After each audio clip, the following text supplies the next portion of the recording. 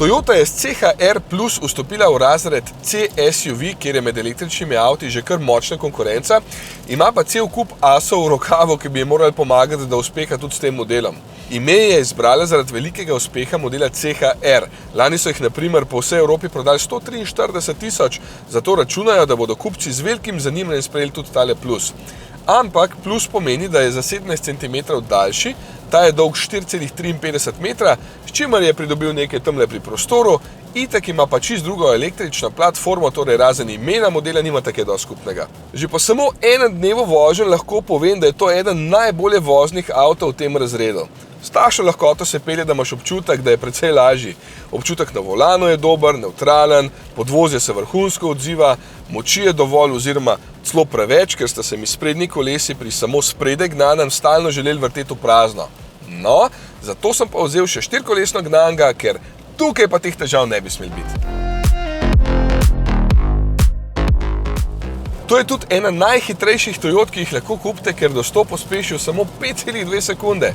Res močno vleče, sploh nimaš občutka, da se bo končal, ker ima kar 252 kW, to je 343 konjev. Tako z mesta, kot tudi potem, ko takole pospešuješ iz ovinka, vleče in vleče in pol pride, opala, že naslednji ovink in moraš zavirati. Sploh pri takšni vožnji pa poraba niti približno ni majhna. Zdaj imam blizu 20 kWh na 100 km. Če bi bil priden, bi pa v teoriji lahko dosegel tudi do 548 km, če bi imel 18-palčna kolesa, in do 511 km, če imam takšna 20-palčna, kot jih ima ta. Ja, toliko se to pozna pri porabi, če želite imeti večje platišča, in to seveda ne velja samo za ta avto, to velja za vse. Štirikolesni pogon seveda krasno deluje, ker tukaj elektronka praktično ne rabi blokirati koles, ampak se navor veliko bolj učinkovito prenaša na podlago. Tudi zdaj, ko je zelo spolzko, gre kot po tirih. Sicer večino dela tukaj še vedno opravlja sprednji motor, ki ima skoraj 270 Nm navora, zadnji pa 170.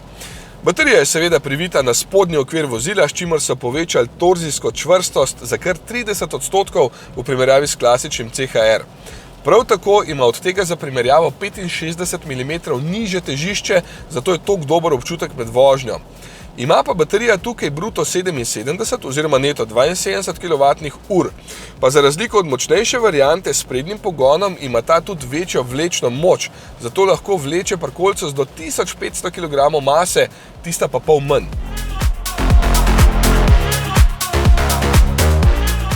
Vse ostale pa seveda isto, oba imata odlično aerodinamiko, koeficient zračnega upora je zelo dobrih 0,26, barva je pa vedno lahko tudi takšna, če imate recimo radi dvobarvno varianto, tako da je streha tukaj črna. Polnjenje serijsko z 11 kW, ob doplačilu pa lahko tudi z 22 kW na izmeničnem toku, kar nam je dostikrat še celo bolj všeč, ker je bolj uporabno. No, potem je pa še hitro polnjenje na enosmernem toku, tam gre pa z največ 150 kW in po novem to tudi veliko lažje doseže, ker ima učinkovito predgretje baterije s toplotno črpalko, ki je zdaj serijska pri vseh modelih CHR. No, super, je spet začel deževati, tako da grem hitro pod streho. V glavnem, pri nas se že prodaja in tudi cena je zelo zanimiva, sploh ker ima 10 let garancije oziroma 1 000 000 km na baterijo. To je kar noro. Ja, kmalu pripelje še potem BZ4X Touring, ta bo sploh zanimiv, tudi izgleda zelo fajn. Konec leta pa bo je še električni Hilux, tako da ja, kakor sem rekel, Toyota je sicer zamudila prvi vlak, kar se tiče električnih avtov, zdaj ga pa že kar pospešeno dohiteva.